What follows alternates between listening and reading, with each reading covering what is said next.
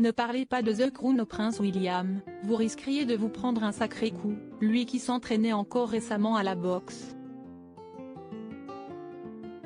L'aîné de Diana et du roi Charles III est hors de lui depuis qu'il a appris la sortie prochaine de la saison 5 de la série. Le 9 novembre prochain, les utilisateurs Netflix découvriront la suite de la fiction s'inspirant des grands événements vécus par la couronne britannique depuis l'arrivée d'Élisabeth II au pouvoir. La saison 5 aura pour principale intrigue le divorce de Diana et Charles ainsi que la mort de la princesse de Galles à seulement 36 ans. Si toutes les théories ont couru concernant ce terrible accident de voiture fatal à Diana Spencer, The Crown a opté pour un parti pris qui ne plaît pas du tout au prince William. Ce dernier serait furieux à l'idée de voir les dernières années de la vie de sa maman portées dans la série, à savoir le drame de l'accident et l'interview de sa mère accordée à Martin Bashir pour la BBC. Sa tristesse serait indescriptible selon une correspondante de Buckingham au Télégraphe. Pour lui, The Crown ne ferait que profiter de la mort de sa mère pour inciter les gens à regarder et engranger les recettes, qui plus étant maintenant la diffusion quelques semaines seulement après la mort de la reine Elisabeth II.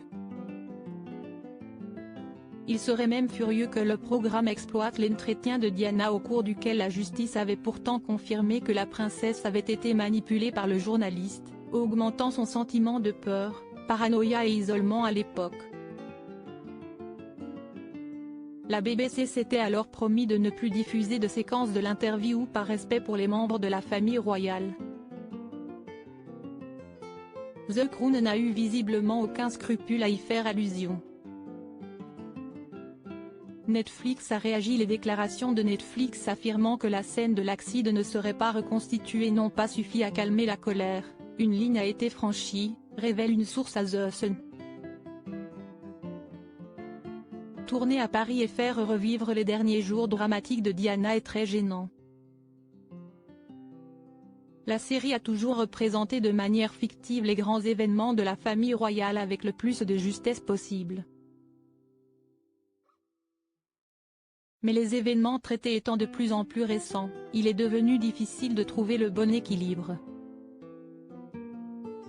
Face aux nombreuses critiques à l'approche de la sortie de la saison 5, Netflix a réagi par le biais d'un communiqué de presse. The Crown a toujours été présenté comme un drame basé sur des événements historiques. La saison 5 est une dramatisation fictive, imaginant ce qui a pu se passer au cœur du clan Windsor durant cette décennie décisive pour la famille royale. Une prise de parole qui ne risque pas d'arranger les choses.